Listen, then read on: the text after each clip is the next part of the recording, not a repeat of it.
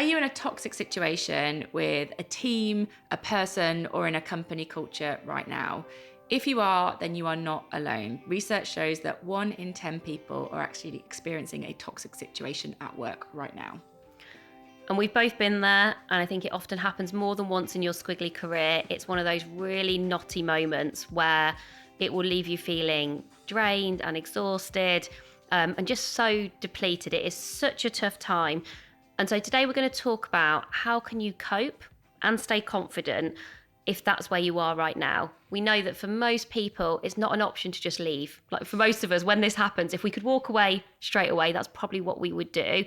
But typically there is a bit of a transition time between kind of where you are today and making that happen.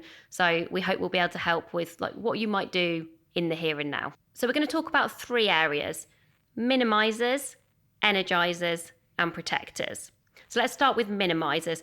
Minimizers are we're trying to sort of take away some of the impact of what is a very hard situation. Number 1, look for some light relief. And we don't want to be flippant about this, but just something that is going to make you smile. Listen to some comedy podcasts. That friend, when you have a coffee with them, you always come away and you just, you feel a bit more uplifted and you feel just a bit better because of it. So can you take your lunch breaks more diligently? Anything like that that's just going to give you that kind of moment of feeling a bit better in your day. What can you opt out of? Do you need to be involved in every meeting, every project? This might feel a bit counterintuitive, and obviously we don't want to kind of disconnect completely from work, but it's also a moment sometimes to let some things go, because actually by doing that you sort of feel a bit better, and it perhaps minimizes the impact of a toxic individual or a team might be having on you. And finally, what's in it for you? This is almost about being a bit selfish and just reminding yourself, what are the skills, talents, experiences that I'm gaining? Other people might not be able to see the kind of toxicness that is kind of part of your day to day. When you talk about like this moment, what will be true? Have you at least worked on a project that you'll feel proud of the impact? Or actually are you stretching a strength in a certain way?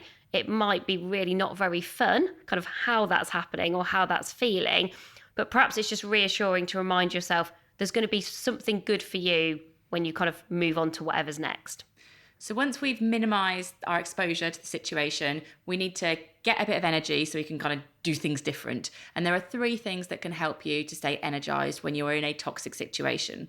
The first one is all about the people you spend time with. So connect with a community that is outside of that situation. That could still be inside the organization. So it might be an internal network or something, or a group of peers who are not part of the project or the team that you're in that you like spending time with.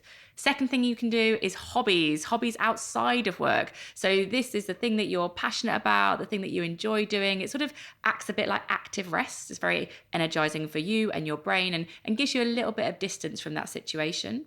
And the third is to stretch one of your strengths. So strengths give us energy, but they're also things that you feel competent and confident in. And in these situations, they can erode our confidence because we can start to question, is this because I'm not very good at this? Is this because I'm doing something wrong? But spending time with your strengths rebuilds that confidence, and that is exactly what we need in this situation. So think, who needs what you know, or who can help with what you're good at? Who can you help? Those are the sort of questions that you can ask so you can stretch your strengths.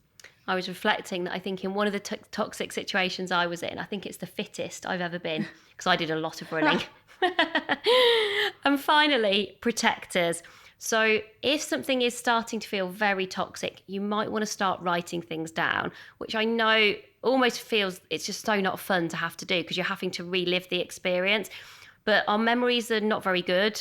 And often if we kind of wait and think, well, I'll remember all of this and then I'll write it down in 2 weeks or in a month, that's actually making it harder for yourself. So if you do have those conversations that you want to remember what was said or what's happened, you might just want to start keeping kind of a record. Secondly, make a choice about what you want to do in terms of calling out this situation. So sometimes that can feel too hard and we don't need to do it. But if you make a choice about not doing it, that feels better than if you just sort of let it happen to you. And think about your future self. Both Helen and I were reflecting on, we have both called out some toxic behaviours in the past. And do you know what? It made no difference. Nothing changed. And I remember doing it a few times and it was, the same thing kept on happening. But I still look back and feel proud that I did it and that I had the conversations in a way that had integrity and authenticity. I also look back at moments where I didn't do anything, and that feels fine too.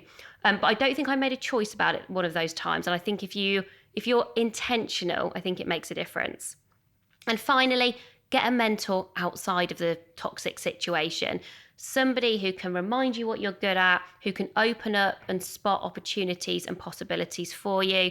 That made a real difference for me a couple of times, because those people gave me some of the nice nudges I needed to not just sort of stick with it for too long, to feel like, I've just got to, if I hang on for long enough, things will change. There is probably a point where things are not going to change and you want to do something different for your own development. So we know this feels like a difficult situation, and hopefully those ideas can give you something that you feel in control of, that you can take action with, and that can be a bit of a help for you. That is everything from this Squiggly Career Short. If you've got any feedback for us, you can always get in touch. We're Helen and Sarah at squigglycareers.com. See you again soon.